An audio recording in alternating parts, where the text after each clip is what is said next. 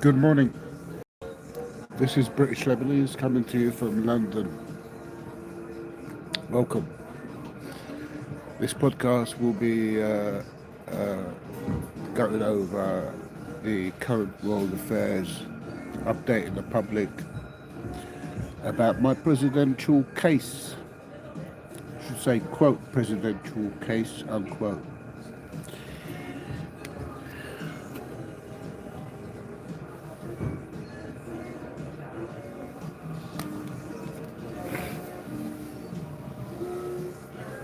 See if I could get myself a coffee.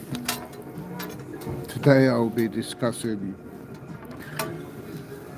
events that are happening around me. And I have delayed this podcast for a reason. But the time has pushed me to come out and talk.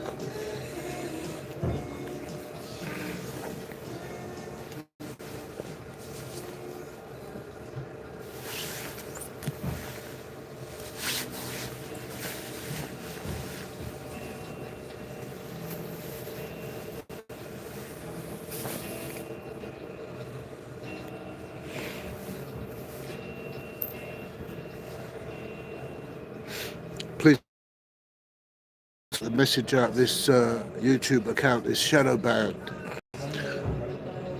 The clicks would help get it out there because this is also going to be a message to YouTube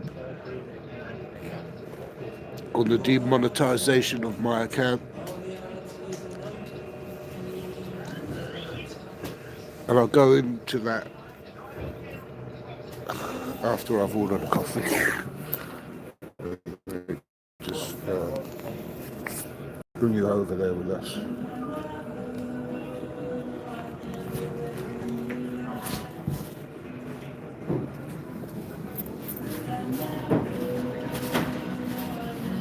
Hello, how are you? How are you? Just about to get a coffee. Sorry? Just about to get a coffee. Yeah, we close, sir. We're opening at 12 o'clock. Oh, is it 12 o'clock? Yes. Okay.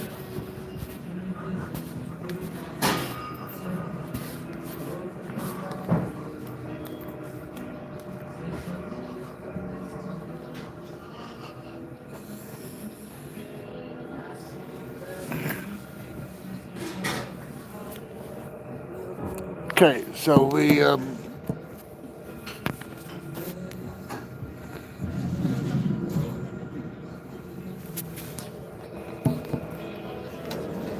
I'll be talking about leaders in Lebanon, leaders here in London. I'll be talking about current affairs in Lebanon in this podcast. Just going to give a little brief. I'll also be discussing YouTube's demonetization. It will be addressed to them. I will also go through the universal credit, which is a government welfare system here, currently terrorizing me, which I've concluded as another mechanism, a tool that's will be debunked by independent journalists, which I'm calling out for independent journalists to review my prediction for 2026. That is to say that universal credit is a mechanism designed to punish the people who are the taxpayers on the welfare system in many things that they do and what they speak out on social media. So here I am giving breaking news of my predictions that the universal credit system is a mechanism that has been programmed and designed to terrorize the UK's vulnerable people, the UK is, I mean, it goes even to people like myself, professionals who've worked in the working environment and have contributed our tax to the government. That mechanism there, I will go through in details in micromanaging their processes and their procedures from my experience, and this will be, of course, backed with solid live information, audio off of Universal Credit, phone calls. I've also made phone calls to the Lebanese embassy here in London recently, and I've recorded those phone calls, and they are available. And anyone who wants to try to ridicule my character again, or ridicule my findings, will be subjected to solid audio evidence, in the same type of evidence that I recorded the last lawyer who dropped my case, being Saunders Solicitors in Snow Hill, London's EC1. And isn't it a coincidence that the lawyer before, who was representing me on another case, which entails this one, a pattern of continuous arresting me while I'm on bail waiting to appear for a case that they fictate during the time that they claim that they are overwhelmed, that is to say the bar system, with workload, which allows them, the bar members, the staff, lawyers, such a terroristic word now these days, lawyer, barrister, solicitor, judge, they're so terroristic words, aren't they? Designed there to, I done a stats look up on social media of the courts in England. Most of them, on average, have got in excess of between 80 to 96% rate of conviction. Now, during those times of people waiting to go to court, police are digging and hunting and creating other ways to demonize the Arab. And when I say Arab, it is no fault of my own that I was born an Arab. But I bring no shame in mentioning it. Unlike our Jewish brothers and sisters, when you mention the word Jew or Jewish, and you happen to be an Arab, you will be scrutinized far more, and the worst of the worst scenarios will be concluded of your translations, which will inevitably get lost in translation from those who are seeing broadcasts like here. But us who have balls to speak up have to do it for many reasons. One of the most important reasons that I have informed the public of is a legal advice given to me by a lawyer who specialises in a niche in the market of the legal profession, and that was that I must inform you, the public, on social media. That's what was said. So please understand, first of all, that my account is shadow banned, is being demonetized, and I'll tell you the reason why. And I'll go into this and address YouTube, to the YouTube creator, YouTube account holders, YouTube staff out there. Many years ago, indeed probably over over a decade. From 2007, I opened an account on YouTube, this one here, and green like anyone else, new to it and its intricacies and deliberated anomalies of writing in the same way, of giving instructions, writing in the same way as fair paperwork, to throw you into a stupor of confusion when they tell you what you're entitled to, or give you a guide, quote guide. Remember that word, guide, will you? Because a guide to guide you what to do isn't what you're legally entitled to. So there's a difference between guiding you, as in when the government want to guide you on what welfare benefits you receive, to the difference of what you're entitled to legally, lawfully. Yeah? So a guide given from a government is not necessarily law. Yeah? And you'll find that's the case in much of the way they write their forms. So YouTube have, I uploaded a scene on YouTube which caused them to demonetize me. Now that scene was of a news clip, and that news clip had something to do with a rocket or a missile being fired, and that was it. So I uploaded that clip, and YouTube decided to demonetize me for it. Now it was,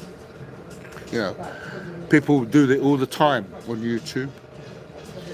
You upload a clip and you might want to discuss it, but in this case, my case, I didn't discuss it, I didn't comment, just uploaded it. Can't remember, it was such a long time ago.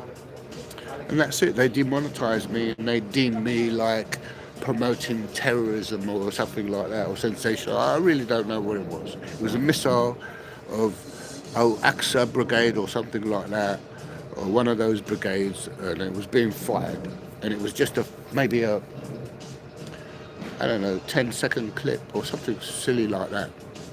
So they demonetized me. Now, I've recently been checking with Grok, and they confirmed that it's perfectly normal. But there was a time when YouTube were using AI and shutting down accounts constantly with that, applying what they call a CT, I think of the word that was used.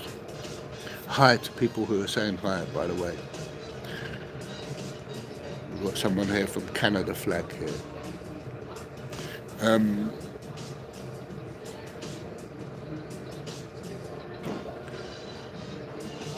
So the YouTube, I just lost track here, brain frame. I've got so much to say and so much on my mind. So the YouTube creators have demonetized me, and I've already found out from Grok that I should never have been demonetized, and it should have been appealed and won. But the appeal itself, and if you're Semex out there, I believe I pronounced it right. Salam alaikum to you. Welcome to you and the efforts that you do in the cyber world out there, the securities. I've contacted you recently. Hopefully I'll get a reply. Drifting off there. Come back to it. YouTube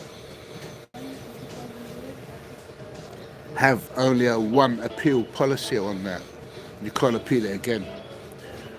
Because I was green and not knew all the intricacies and anomalies of the legalities of what can and can't be uploaded, I was still right in uploading it, but I didn't get any replies to them, and I started swearing them in text messages, in messages, and so looking to get that restored because it's outrageous. I've had over 275,000 views recently, and it's extraordinary, really. I could be making use of that. I couldn't make use of that. So YouTube need to understand that shutting us Arabs down ain't gonna work, because we're gonna only just come out and start to expose you for who you really are. Because if you are a platform for one sect to be voiced, then say so. Because I come from the family, the British Lebanese family, who were discriminated on. And as a result of that discrimination, we changed the law in this country. Do you understand that? How many of you out there listening right now can actually say that? How many? The judge, the barrister himself, he didn't address the person, who was my mum who took them to court, who was taken to court. See, it was my mum who was taken to court.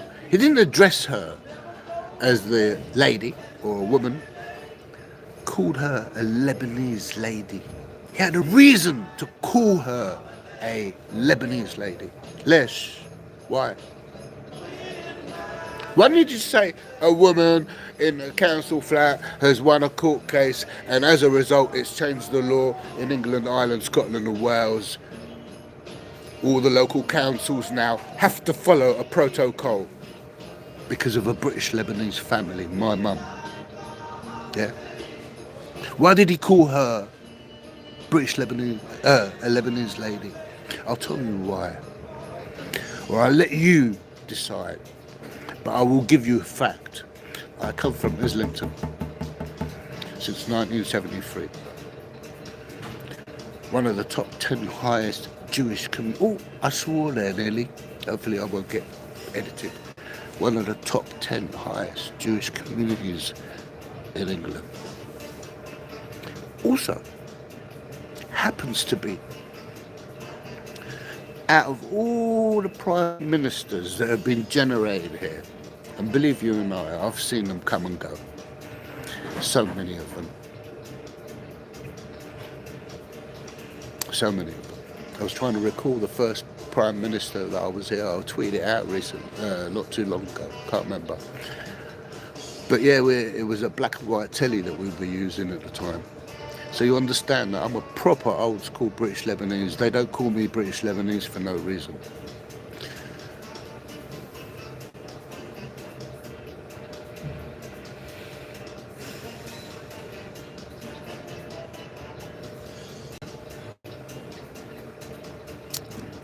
Lost track. When they play music sounding like madness, Suggs. Well, Suggs lived up the road from us here, up in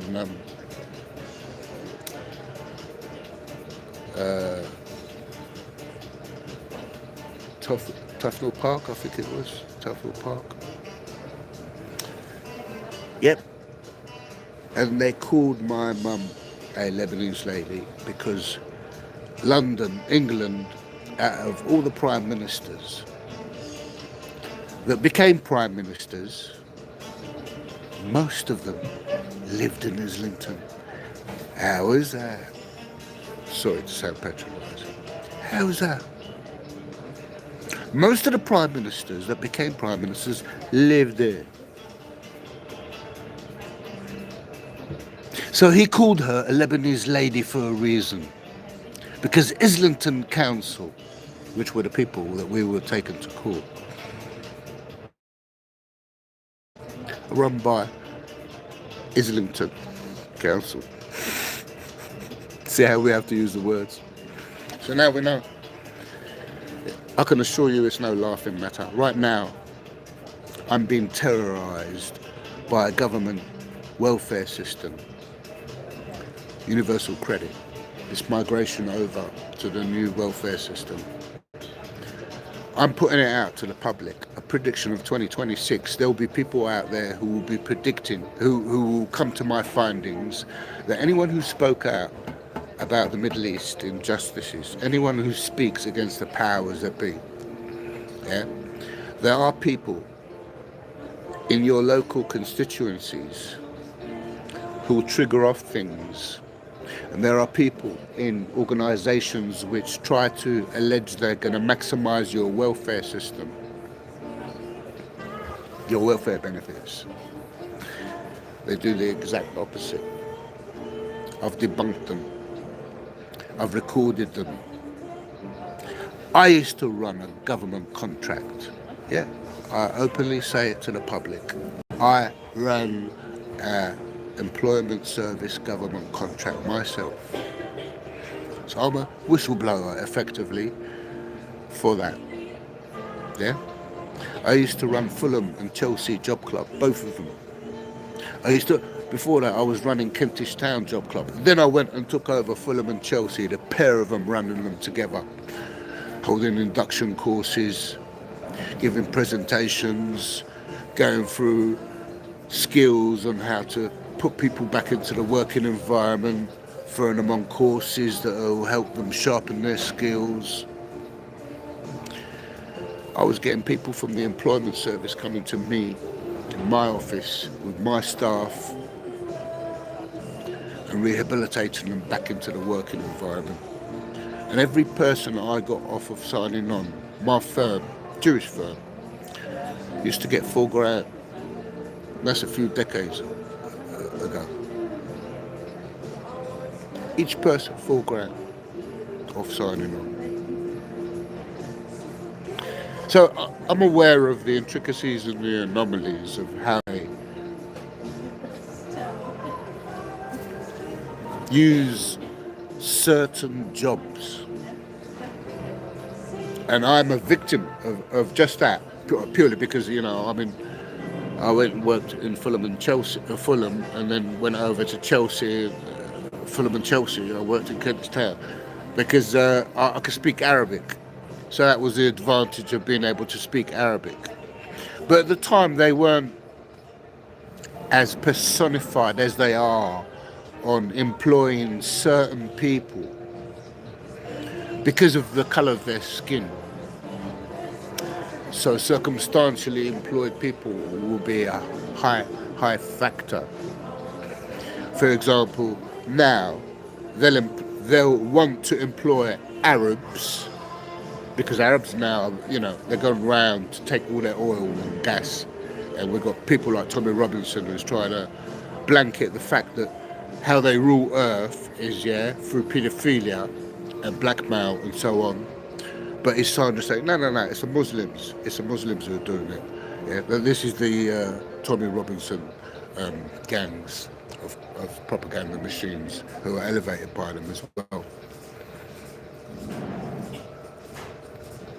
Check my Unit 8200 video, where I visited a building where Ali Abu Nimba, who you'll know as the Electronic Intifada, that is to say the son of a member of government. These gatekeepers, they come in all forms. I care not who you are, you see.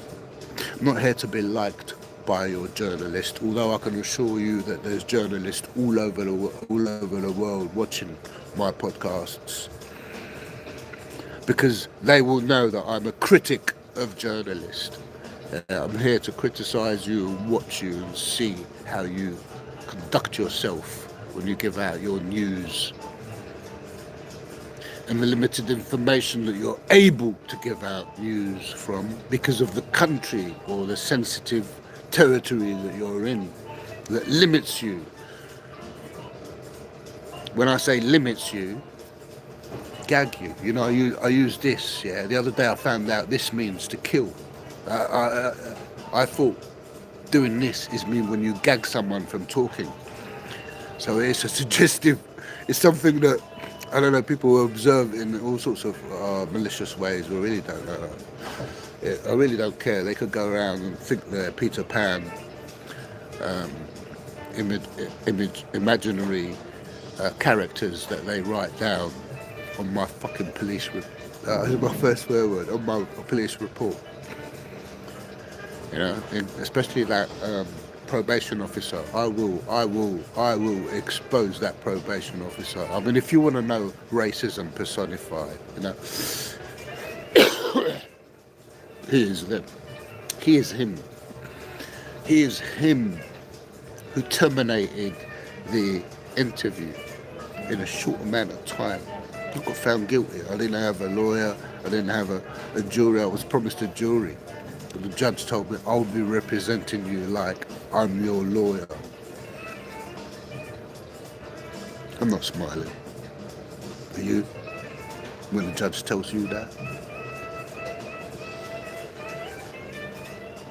I'm educating you what I've experienced as a British Lebanese outspoken in Westminster Court, where 5 pillars, yeah, you heard right, took me to court and terrorised me while my mum was in Lebanon, and then she got abducted and I was tied down here. I couldn't go out and help her.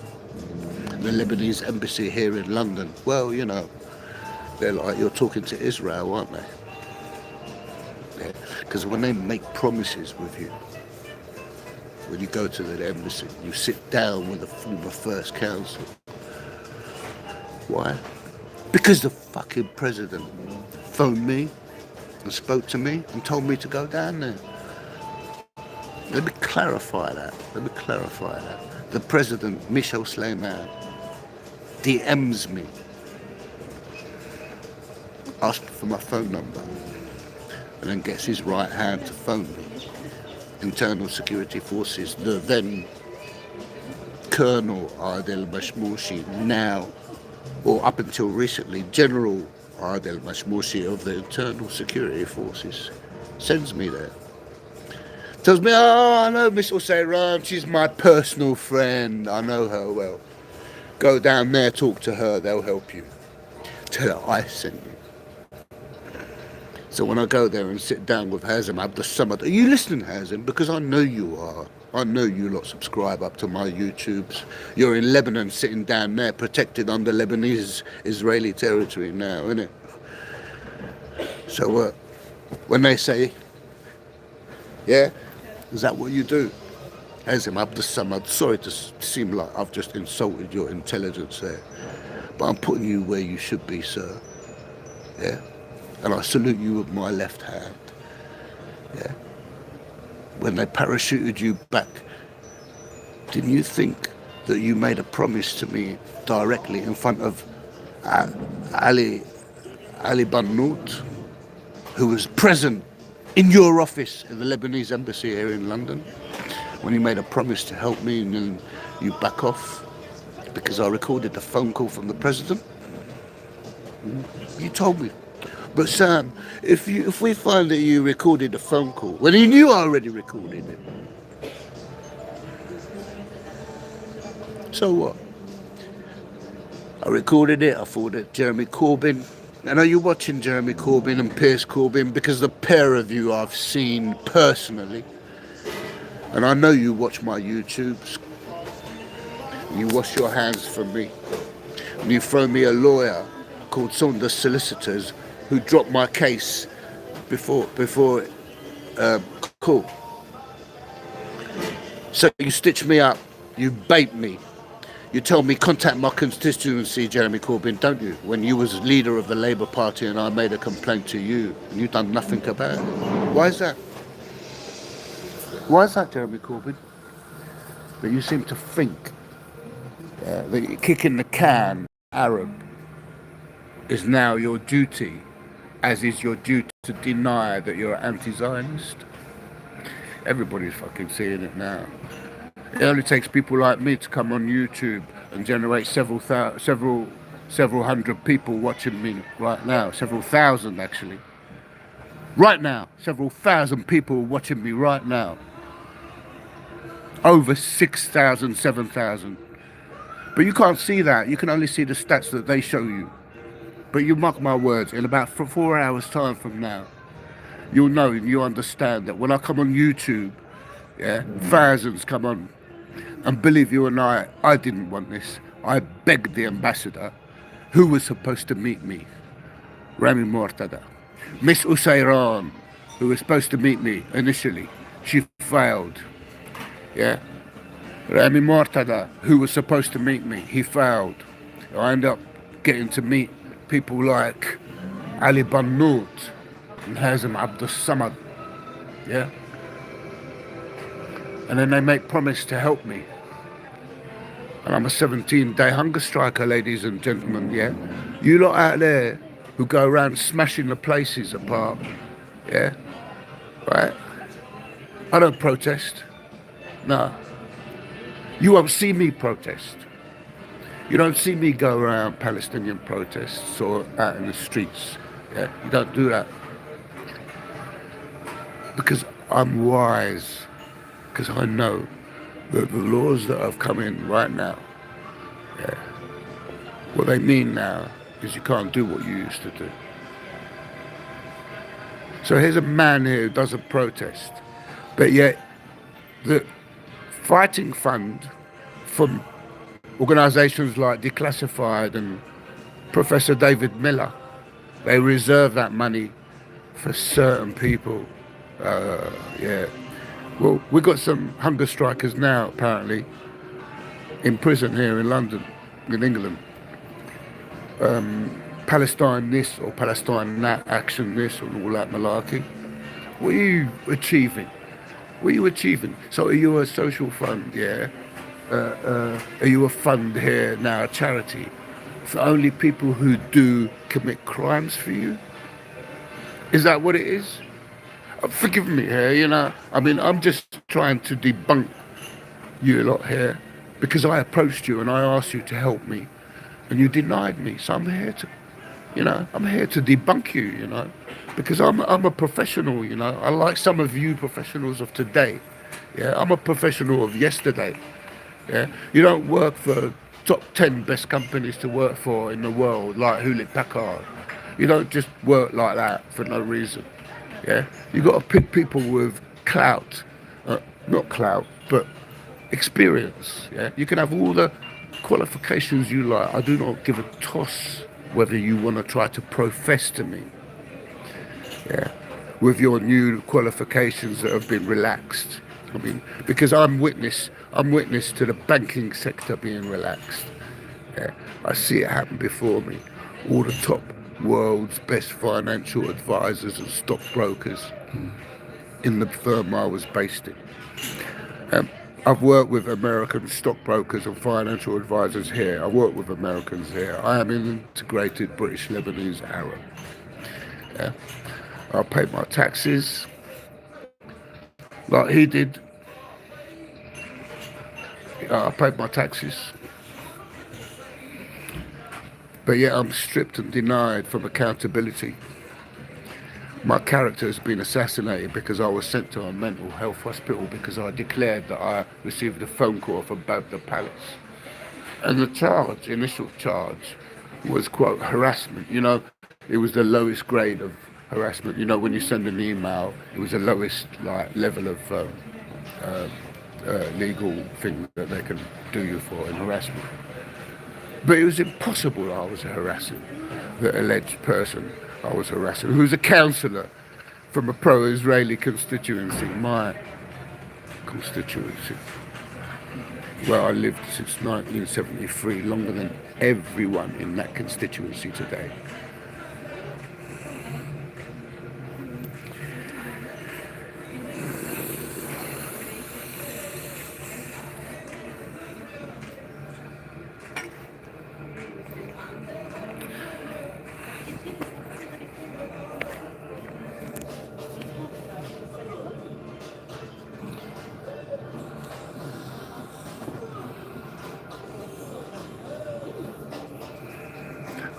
I've been here since 73, yeah?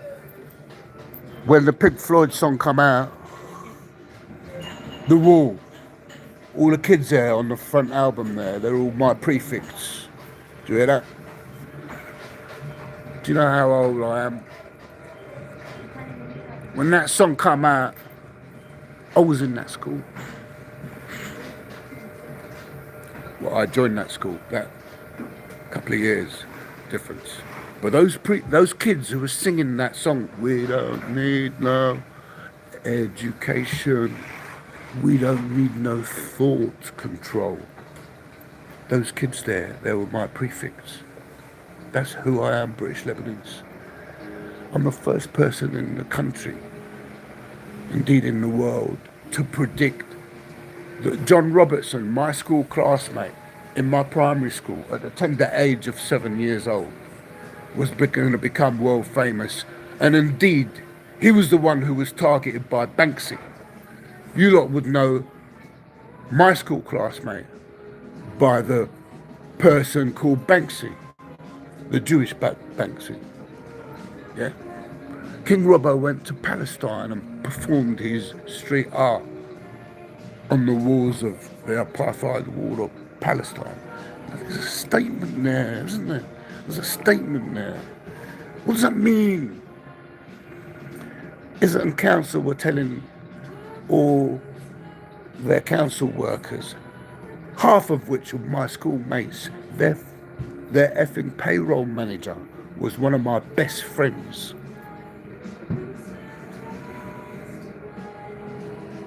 And you want to talk to me about integration? I'm a people's person.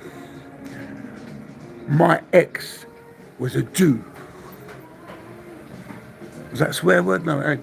My ex, I'm a British Lebanese Sunni Arab. My ex was a Jew. She was a Jewish lawyer. You want to tell me I'm anti-Semitic? I've got a court case now currently. Right. Police told me to come collect my goods, my property after 3 years.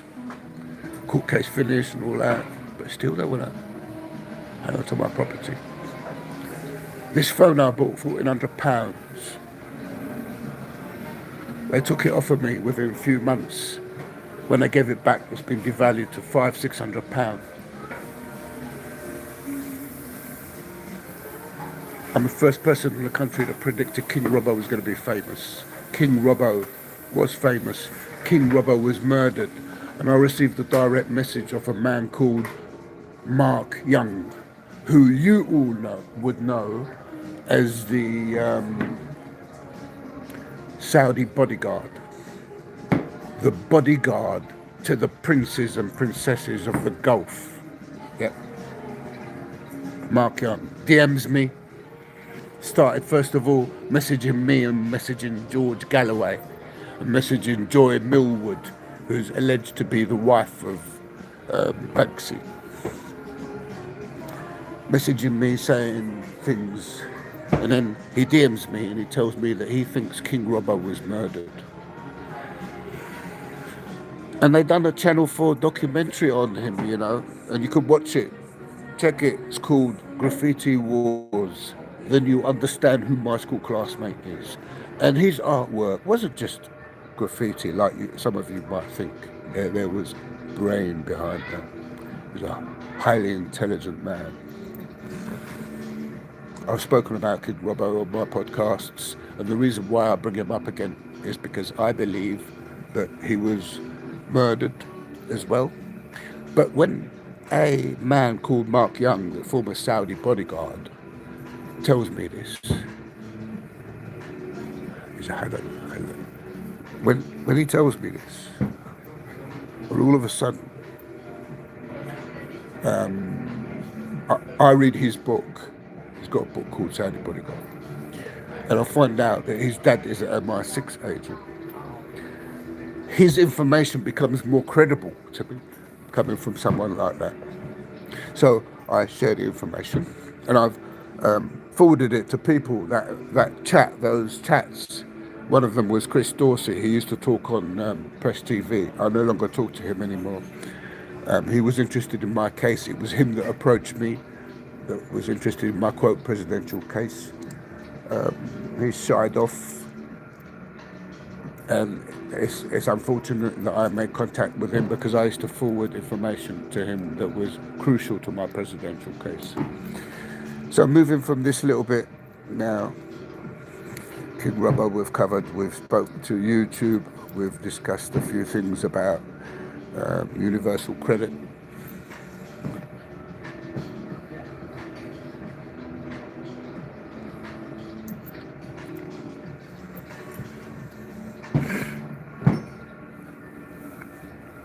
My mother is currently in hospital. Islington Council continued to terrorise me with outstanding matters. They took my house property, promised to put it in storage because they were guilty to have made me homeless, said they'll rehouse me, went and auctioned it all off. The court case that I had was dropped by a Jewish lawyer who trained and qualified her assistant and put her in Islington Council as a litigation lawyer. So she qualified someone who's working for her as a worker, who qualified as a lawyer, and then got her a job in Islington Council. And here it is, my lawyer was supposed to be representing me, Leslie Curtis from Hopkins, Murray and Beskin, and Sarah Williams, the litigation officer, litigation lawyer at Islington Council. It's compromising, you know. It's called conflicting. So all my property gets taken. I lose the court case. I get lumbered with £15,000 court case when they were found guilty to have made me homeless. How's that work out? So I contact my constituency, and I can't talk about certain people in my constituency anymore because I'm banned contacting them. Two of them that I can talk about is Alice Clark Perry or Alice Perry.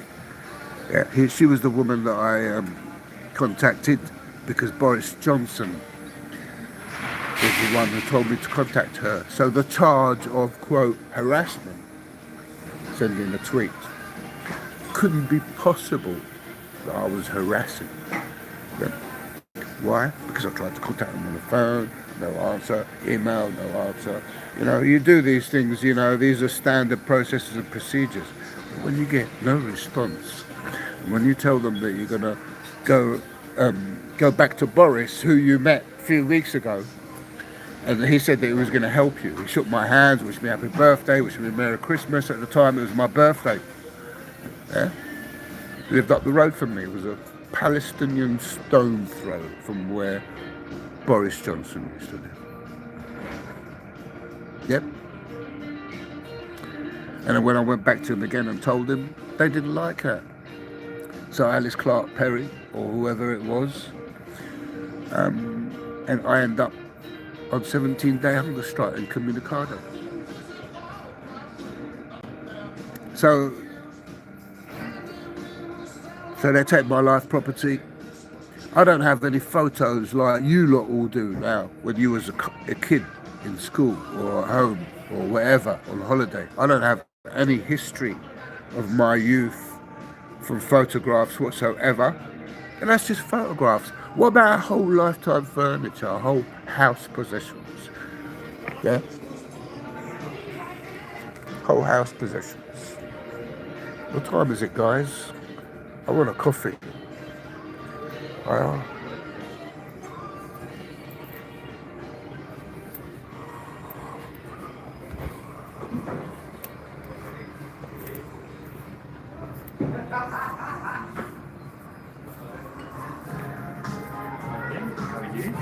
Oh, hello. Table for one.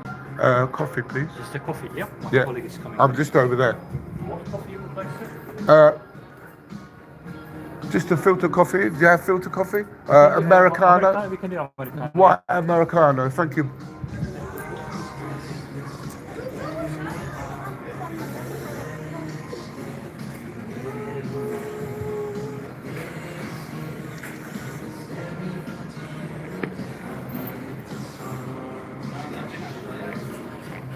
What do you reckon? Oops.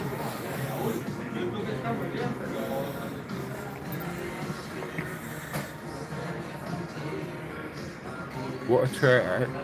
You'd have to be alright.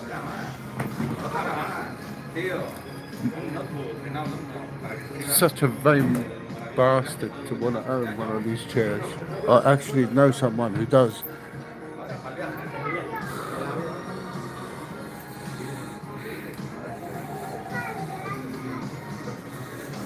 Sadly, And you can turn the kids away from here because this is an adult channel. These boxes here, I bet you they're empty. There's nothing in them, absolutely nothing. There's a site.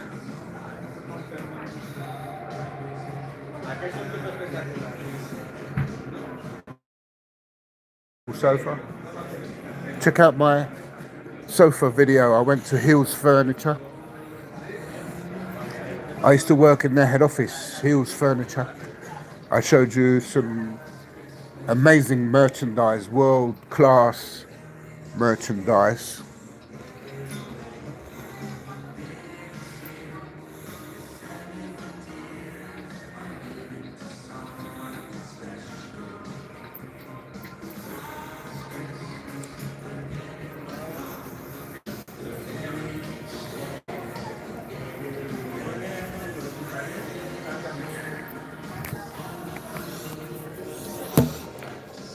So I record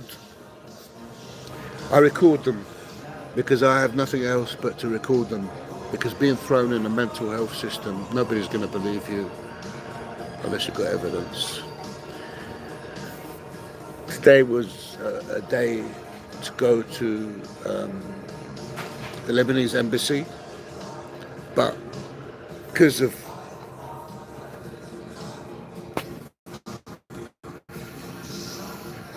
hang on a second.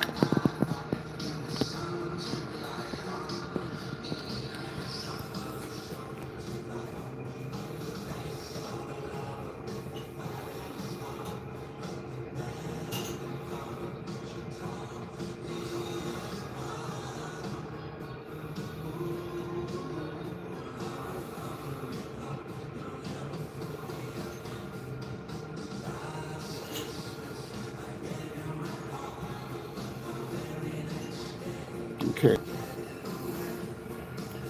Be careful with your commenting, guys. Yeah. First of all, this is an adult channel. Thank you very much.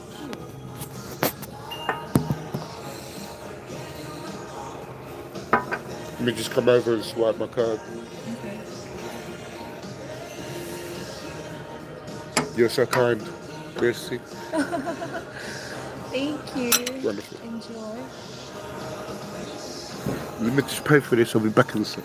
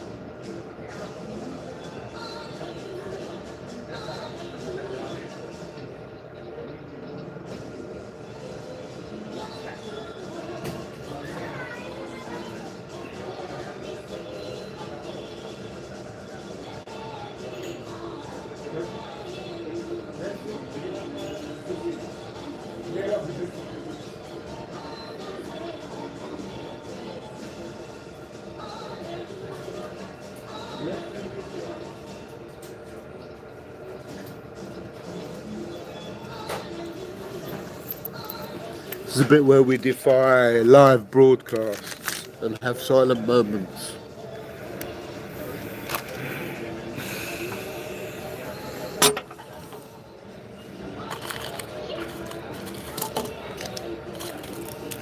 This is my first coffee of the day, by the way, ladies and gents.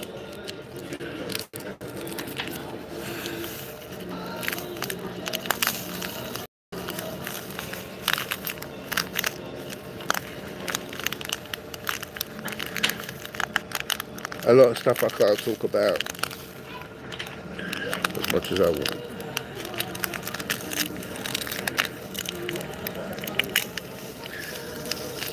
I am absolutely convinced that the universal credit system is a mechanism that's designed to target certain people.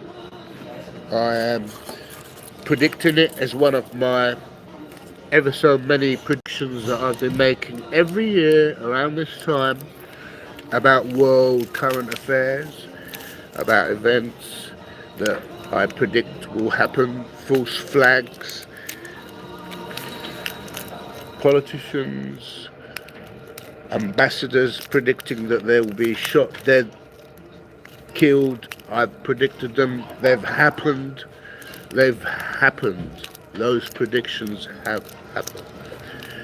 And it's scary to reverbalise it again to the public. Shit, you know. The sugar is absolutely stuck in one big lump. It's coming out.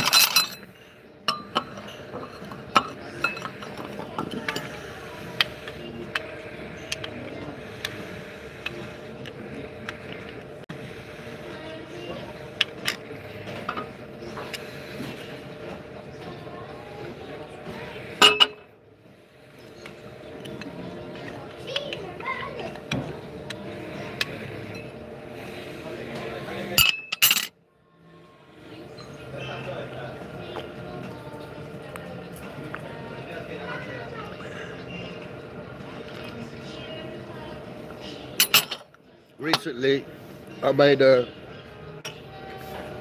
request of Her Excellency Professor Cynthia McKinney to be interviewed, hopefully with Hannibal Gaddafi, who's just been released recently from a Lebanese prison where he was abducted and kidnapped from Syria. No thanks to the Syrian government, who no doubt had a hand in the matter at the time. Whether they did or not, I don't know, but that's my prediction.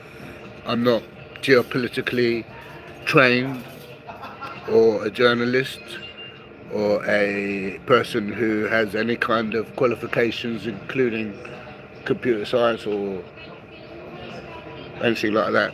So I wouldn't know, but I talk from a personal capacity. But I take that liberty to do so.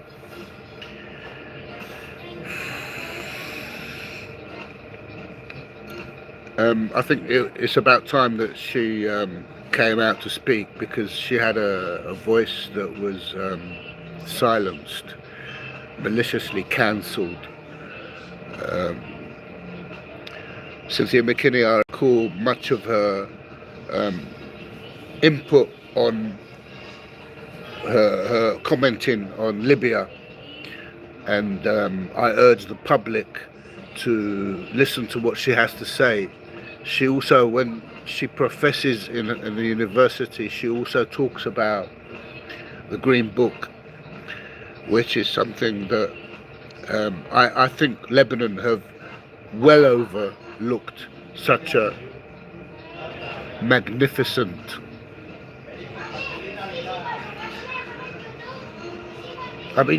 dream.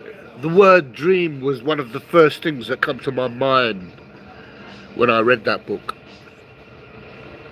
It's like a dream of what you would want politics to be like, you know, where we have direct democracy given to the people, where we don't have politicians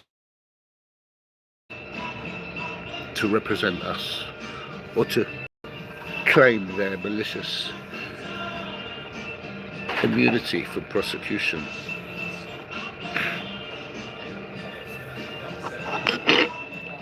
That democracy there in the Green Book, Lebanon should have adapted much of its ideology. I mean, what a democracy, whereby you take away the power away from one person, and therefore you can't blackmail or bribe. Why? Because that one person, it doesn't exist. Yeah, because you don't have someone appointed as your leader. This is the Green Book we're talking about here. And I'm asking the Lebanese nuptials, the expats, to be more proactive in contacting your MP in Lebanon. Right now, we are hijacked, as in our whole country has been hijacked. The whole country has been kidnapped. The whole country is a prison. Right now, in Lebanon, that whole country, it's a prison.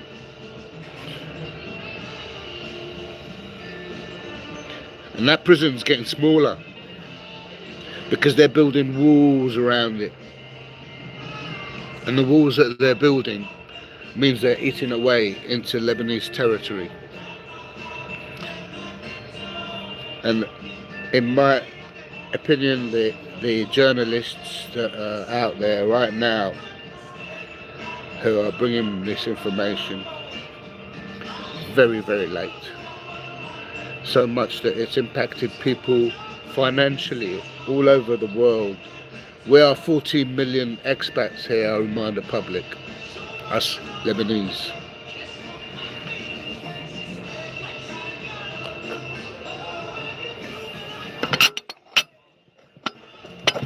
Can you imagine if we all went back to Lebanon now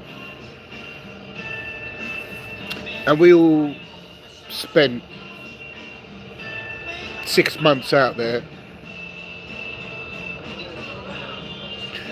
I'm talking about expats here because essentially, you know, when we go into Lebanon, we pump money. We pump billions of pounds into Lebanon when we go there as a tourist, which is exactly like the model role of what's happening now with Israel. They'll go there, spend their money there, but they wouldn't live there now, would they? They wouldn't live there. And they didn't think of that, did they? I mean, do they think that this peace plan, whatever it is they call peace plan, because whatever it is that they come out with, it's actually completely and utterly the ultimate opposite of what they say. So a peace plan is an attack plan. That's the way it is. It's the way I read it. Welcome if you've just joined us.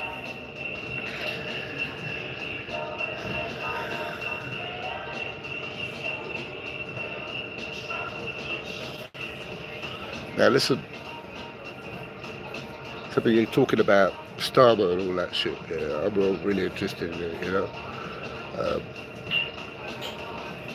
I have my subjects. The most important one is the reason why I'm here on social media, because a lawyer told me. A lawyer told me to come on social media and tell the public what happened. That's what a lawyer said. Now I'm going to address you, Toby North, who's the councillor in Islington in Islington's constituency, Islington Labour South.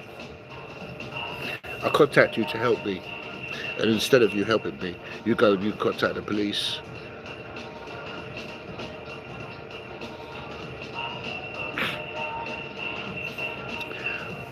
I contacted Jeremy Corbyn, who tells me to contact my constituency, knowing that I'm banned from speaking to certain people in my constituency.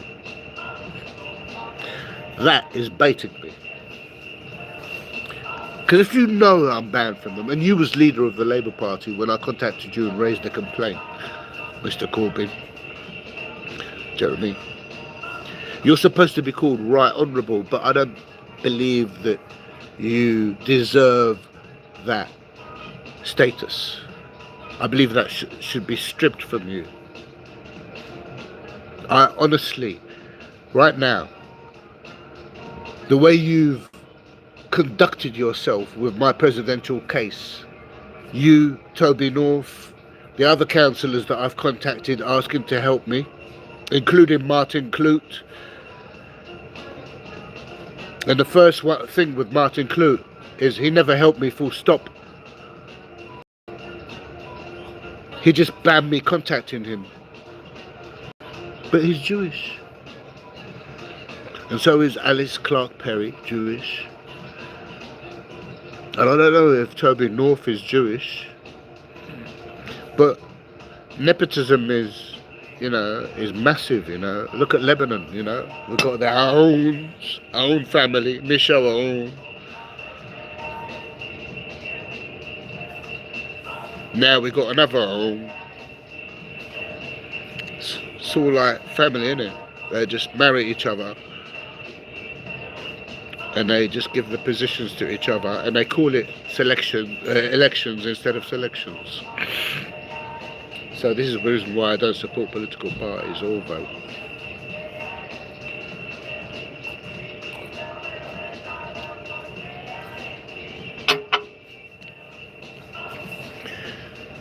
So the police get a report from my constituency that the phone call sounds threatening. There's me calling him, asking him to help me. So instead of helping me, what the Jews do, who are in power, they call the police. And then the police, they bend over like that. It's like Lebanese government do. Because that's their job, to bend over and take it. As long as they get paid. Because they're not employing police now these days, they're just getting foreigners to come in with strong, powerful accents and use black people or foreign people with non-white people in the most confrontational jobs. Why? Well, if you bring in a person who's foreign and put him in what is deemed as a confrontational foreign policy job, like the employment service, like the repairs team in local councils, like traffic wardens, like your David Lammys and your Rishi Sunaks, and your Obamas, and then you might want to stick a gay one, like your Brazilian president, prime minister, or bisexuals now that they're bringing in and elevating in their status. They're saying they're elevating the status of a woman. Well, actually, what they're doing is they're killing the dignity and the pride of a man's role in any cultural environment across the world, and reducing their legal status, breaking the man and elevating the woman, and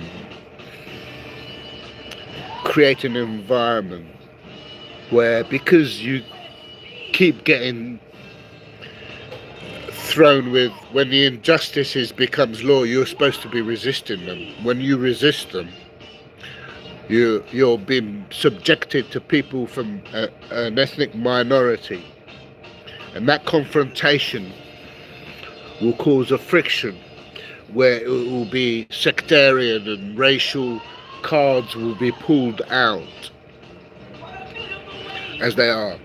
And then when you start to criticize the white man, like I do, I criticize the white man. When I do criticize a white man, what it means is generally it's the people that are in power, because that's who it is.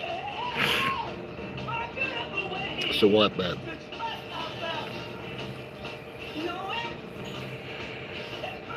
Now they're criticising these doctors who are coming out and speaking up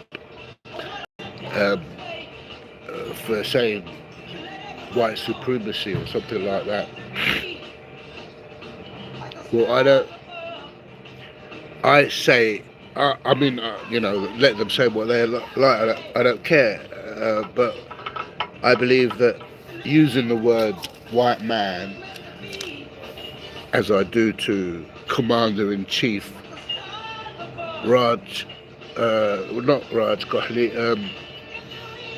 Andy Carter of Islington Police Station, and I've also told him I'm going to make him famous. only recently, last week. Check my last video. Islington Police Station. They had a whole load of protesters out there because they arrested a doctor in Islington Police Station. I went and I missed the last bit of it. It had already happened, but that doctor was released. And how convenient is it that these people get released quickly, but when I get arrested they always keep me in maximum time because they're getting lawyers to help them. They're being funded from people like the Fighting Fund off of Professor David Miller, who uses that, and George Galloway's the Workers' Party. Yeah, what's going on here? Yeah, with this fund here, is this only available to people who go and cause criminal damage, so that you can give them legal representation? But when we ask for it, you fuck us off. Is that the way it is? Well, I'm calling out to the Jews out there. Yeah, why don't you debunk the social fund? Because if they're refusing to take on my case or to help me with the fund, yeah, but they're quite happy to suck the blood off of the Palestinians, yeah, and show scenes of empathy about this person dead and this person that, and then say, well, make a donation to us, yeah, and then you go, you donate to them. But the real people who are coming over reporting real life stories of what's happened to them, yeah, you just blank us like we don't exist. I've just been told today by a fucking nurse that I can't get update about my mum because I'm not next of kin. Do you understand what stress means? On Saturday, my mum was coughing up blood. After the weekend finished, no one tells me, and I find out on Monday by calling my mum's doctor and finding out that she's actually in hospital.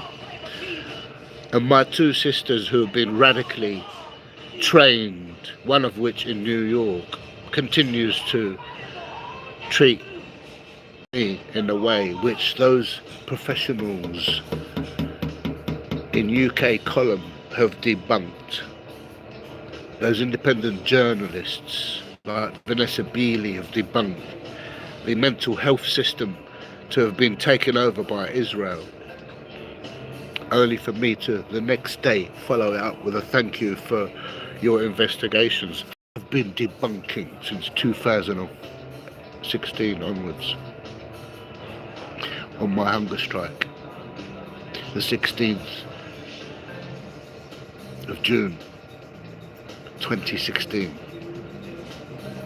Still till now, no lawyer has touched it. So you think I've got respect for George Galloway, for him promising to help me, and then months go by, 6 months get taken of my time and the legal implications of timescales, and then he turns out to be a liar? And the Fighting Fund refuse as well, but yeah, they're happy to take all the money off of the Arabs and all the people's aspirations when they show their scenes of misery and genocide. Well, that's who I am. I ain't Syrian.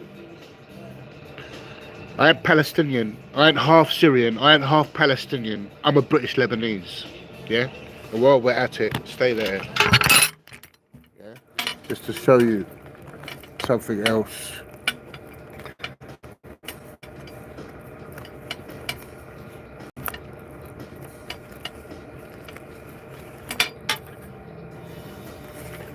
See this? See that? Not many of you will recognise what this is. This is an old Lebanese passport. This is my mum's old expired passport. All of us are on this passport. All her children are on this at the time. How many of you got that? Not many, I can tell you. That colour. So now you know how old school I am here in London's Islington. Today they put 20% of my government welfare in my account. 20% of what I should get, that's what they put in my account today. And all those same people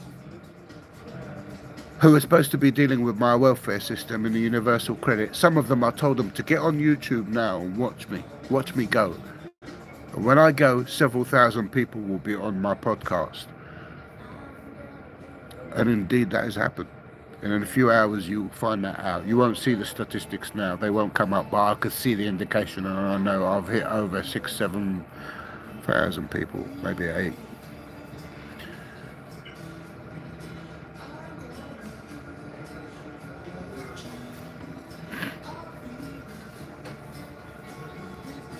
That person who said your country's got evil apples, you're the one who put those apples in my country, and those evil apples you refer to, are actually the Zionists, the Samir Jaja, the Samir Zmayans, these are the genocidal, terroristic Sabra and Shatila that are in my country right now, terrorizing my people. So when you want to talk about bad apples, we've got those apples here just in British politics. Those bad apples are here in England, or in every country across the world now. And those bad apples include Putin, who many of you out there lick arse to. I mean, I don't know. I'm a Cockney speaking in London. I don't need you lot to analyse me with my culture, my Cockney culture. I'm not here for that. So I received 20% of my welfare money today. Last week on a Wednesday I received £31. The week before that I received £31 on a Wednesday. The week before that, and again and again and again, last 3 months. How are you supposed to live on that? Do you understand the fucking definition of terrorism? Or do you need me to educate you and come on YouTube and make a fool of myself while doing so?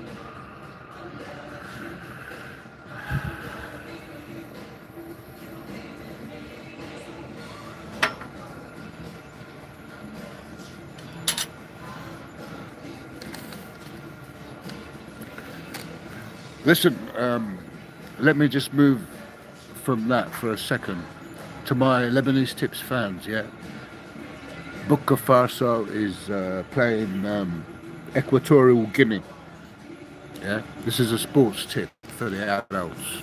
If you're anyone under 18 here, you shouldn't be on this web channel at all.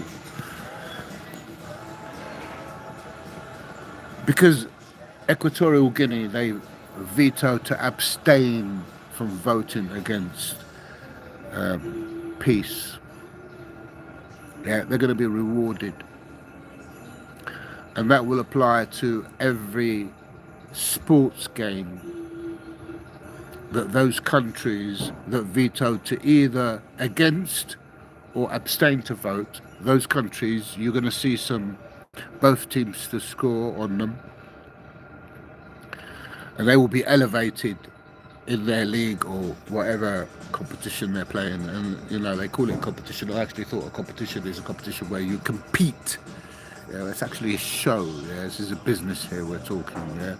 So all of you out there who was backing yesterday Arsenal to win, they didn't realise that because they were on their own, they're playing that game there, it was inevitable that it was going to be a draw. And if you keep thinking with the status quo during the Christmas period, then you're not going to make any money. So you go against the status quo. By the way, Fulham, over 1.5 goal. If you click on goal and go down, if you're looking at William Hill, over 1.5 goal of Fulham in all the games that they play is a good flutter, because Fulham is not just a typical team. Burkina Faso, around. Burkina Faso will be playing Algeria as well. Algeria and Burkina Faso, I anticipate both teams to score. Although it's said that Algeria is a bit of an anti-Zionist country and it's been promoting itself as such, I really don't believe that. Yeah. But I expect some action in that game, and maybe even more than both teams to score with Algeria and Burkina Faso. If you see Burkina Faso behind, you know, and they're down in any game they play, or Fulham, or Tottenham for that matter, you could bank on it for them to come back, in my Lebanese Tips point of views. So my podcast, just to hold that note there, my podcast, yeah, provide you with instant cash in your bank. So that what I've said there about those examples of sports and the vetoing and the not vetoing will resonate as words of generating ludicrous profits in any sports sector game from now until eternity, as far as I'm concerned, for these Zionist countries that voted to abstain and against. Go on to them, find out who they are from the right websites, because some of them are actually forged, and use them as a guide, right? And I'll recap here and tell you, that when OLBG.com started to follow me, and the champions who win on there, that's the world's #1 sports tip service provider and sports sponsors of football teams and personalities and so on. When they start to follow me, you know I'm rocking the boat. Now, I haven't done some horse racing tips recently because I've been absorbed in my life, but right now I don't have the time. I can do if I receive donations from the public. I'm asking the public as well, and I've said it before, that I need some legal aid. I have legal aid. I need lawyers to assist me in my presidential case. So I need a human rights lawyer. I need a housing lawyer. I need my welfare welfare benefits debunked independently, because I don't trust the current ones. I remind you, everybody, it's Christmas, I've always celebrated Christmas all my life. I know I'm a Muslim, but it's Christmas that I've celebrated all my life. And I've said my Christian vows in the past, although I am not a Lebanese, and I've explained the reason why in my previous podcast. I am a godfather and best man, to which we'll explain that bit about my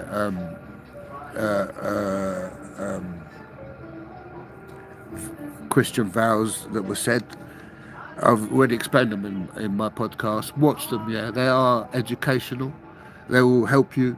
I guarantee you, I am not here on YouTube for any celebrity status or anything like that. I also guarantee you that I've been offered it on a fucking plate, by even your Simon Cowles or whoever they are that kept on repeatedly inviting me to their BBC, wanting me to go and audition for their judge role, and all the others in Lebanon who try to elevate me on their celebrity status. No, mate, I don't want none of that. Because if I become anything like that, it means that I can't be Sam, and I can't be myself, and I'm not here to put on an act. I'm the one who's been terrorised right now. My welfare benefits, where they put 20% of what I should have got today in my account. Do you understand that? Yeah? Do you understand terrorism? Because I'm educating you. State terrorism. When they ruin your Christmas every year after year, when they impact your welfare system every year after year, I remind you, I'm old school. I know how the cookie crumbles here. Alright, no slouch. This is a message going out to the ambassador of Lebanon who I just found out yesterday that isn't that Marwan Francis. It is actually the daughter of Nabi Berry. Surprise, surprise. Nabi Berry is the speaker in the Lebanese government. So now that I've found out, today, this morning at 7 o'clock, I got up and got ready. I was on my way about to go to the Lebanese embassy to report to them this state terrorism on me, because I don't know what else to do. I don't know what else to do. You know, you talk to the local resources, you know, they don't get back to you. Me being thrown in the mental health system means that I am no longer recognised and treated seriously. Why? Because I got a phone call from the president, and I've made that public, and I've been thrown into a high category mental health hospital and confronted with tweets that I wrote about Palestine,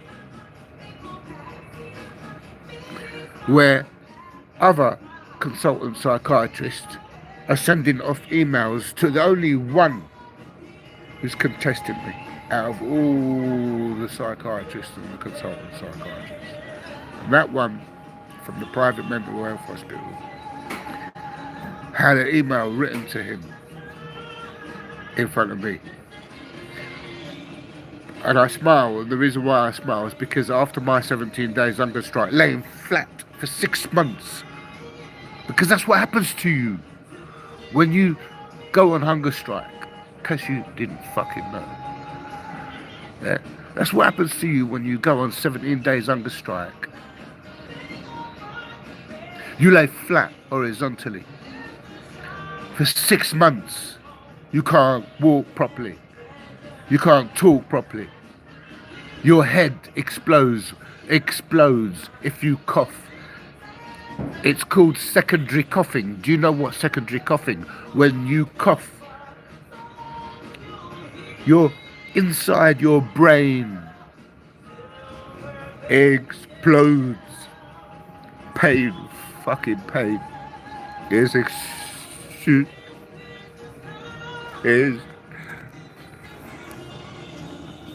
pain in your head. Your whole skull feels as if it's been pressured. And it hurts. And it happens every time you cough. You understand? That's the first time I'm tearing up. You cunts, you don't deserve it. None of you do. None of you do deserve to see me like this.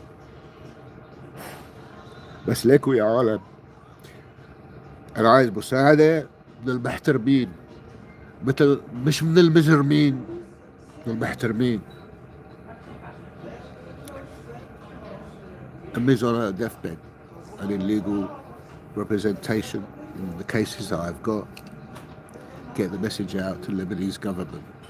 Pressure them. And I'm asking Lebanese experts all over the country. Write to your lawyers. Write to your Lebanese government. Write to your politicians. Ask them questions. Populate those questions. Record those phone calls. Record those questions. Go to your constituencies. Yeah, record them, video them, upload them on YouTube, upload them on platforms which they can't take them off. Yeah. Record the phone calls. We need to build a community, and I'm reminding the public, I've always dropped this word and I will drop it again. Yeah?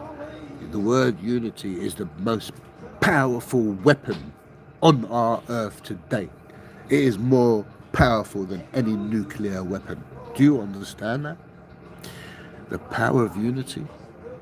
You need some intellectuals to sit down with you and to teach you what the definitions and the meanings of being united and what kind of power that generates. Whether that power is buying power to buy meat and put food on your table for your children, or whether that power means that you have the clout to deal with something legally through a group that you've organised. You imagine if you all put £1 together, that's 14 million expats of Lebanese. That's 14 million pounds just by putting £1 that you wouldn't even today be able to buy a coffee with here in certainly London. Look at that. That's a coffee that I pay. While doing this podcast. And I remind the public, yeah, when they start to terrorise you with your welfare system, with your financially, just like you in Lebanon, you should know that by now. And I told you 20 years ago, I told you when they start to attack your financial system, that is the alarm bell that rings for Lebanon. And it's rung. So you lot who are multi-millionaires in Lebanon and outside it have left, yeah. That time you lot started to be less of a tight-ass Jew, yeah, and start to contribute to the people out there who are educating you with how the cookie crumbles. I am a British Lebanese, yeah, and I'm reminding the public, I come from the British Lebanese family who changed the law in this country. They changed the law in Ireland, Scotland, Wales. What did you do for your country? My country is here, London, England. What did you do for your country? I'm here telling you what the Lebanese embassy were supposed to do or what they never done. I ain't got a human rights lawyer who could stand up in front of the ambassador today and tell him, well, I know what I'd like to tell him, but to talk to them in a legal jargon that they need to be spoken to, yeah? And I reiterate to the public, I'm a generous man, yeah? I know that legal aid is able to be paid, yeah? And I'm going to be confronted against a court case pretty soon, and it's going to be on my own. And without any representation, yeah, it's doomed for failure. And I'm warning the public that if I ever get detained, I will go on hunger strike, yeah? And I've already been on hunger strike before. And I've warned the public that if I was to be forced into hunger strike again on those terms, that I will go dry. And I did. I went dry. The first of those 9 days, the first 6 days was dry. Dry hunger strike.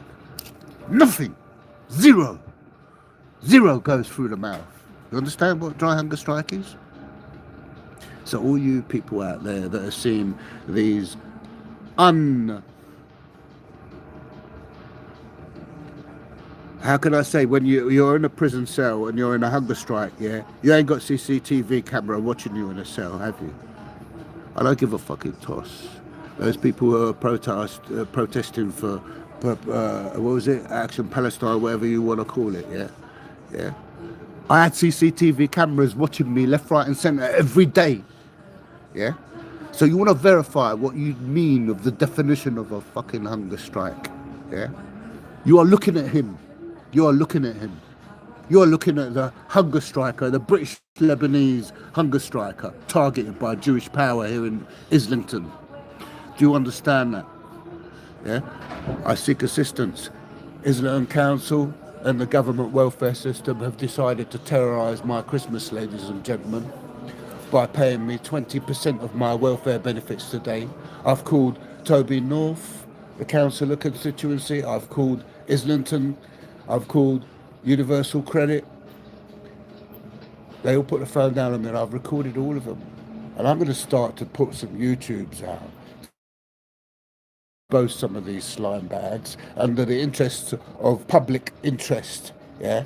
And anyone who wants to try and take down those videos, yeah, bring it on, yeah? Because I am going to go to Universal Credit head office outside on a public pavement to their offices, yeah? And I'm going to be funded by you, the public, yeah? And to stand up on a public pavement and to record these staff coming out, to interview them and ask them questions. And then we're going to see how you want to terrorise us over the phone and put the phone down on us 20 times, 25 times every day for the last 3 months this year, the last 3 months, because you want to put 30 quid in my welfare benefits. And I paid more tax than your average person. And you want to terrorise my Christmas yet again? Well, let me tell you something. You've terrorised my Christmas for several years, for several decades over the last 30 years. I could tell you every year there's been a disruption in my welfare benefits. Most of them are because I'm an outspoken British Lebanese Arab. And all of them have leverages of how they want to pay you. Yeah, I made predictions here today. Listen, people. Yeah, these people in Lebanese politics. Yeah, the president of Lebanon, Michel Aoun, get the message out to him. Yeah, get the message out to his wife, who I've called the CUNT before. Yeah, yeah. Are you watching? Yeah, how we expose you? Yeah, how we expose your embassy here in London for breaching its protocols indemnically, repetitively. Are you watching? Yeah, Ali Banout, yeah, who was told to forward my emails, yeah, on the phone to recently, this week, forward my emails, and previously I've told him forward my emails to Ministry of Foreign Affairs in Lebanon, and he didn't, and I swore at him, and I will swear at him again and use profanity on anyone who denies me and strips me from protocols that I know every embassy has to be obligated for. Yeah. You want a lawyer to tell you that? I'll do better than that, you know. I'll bring in a lawyer and I'll start to expose you personally, Ali Banout. I want Ali Banout removed from working in the Lebanese embassy here in London's not an ill gate. And I want a rally to go around to the Lebanese people, our expats. Yes, Assalamu alaikum, with my right hand. I salute you and those that are resisting the current government in Lebanon. Yeah, those that are resisting. Yeah, I salute you and I say Assalamu alaikum. I wish I was with you today. Yeah. Your duty, for number one, is to ensure the release of all prisoners in Lebanon and outside Lebanon. That's your duty right now. All Palestinians, your duty are to release everybody from prison. All the Syrians, your duty is to release all prisoners. That's what your duty is. Because they ain't got a voice. And I know what it's like. All you lot to go around blanketing the real news out there. How dare you Palestinian rights action. How dare you? Look, they've stuck on an alarm. And I believe that it could be. Yeah, they've stuck on an alarm. I believe it was just testing it. Yeah. How dare you blanket the news, Palestinian action, of what's happening out there right now on your prisoners who are allegedly on hunger strike. How dare you stop the information of real news coming out. And they've started to blow heat here, which is a technique that they do when they want to get rid of you from a bar or a nightclub. They'll blow air, or a coffee shop, they'll blow air in your direction. So maybe because I'm elevating my voice a little bit. But that's how I'm going to leave it, yeah? That's how I'm going to leave it.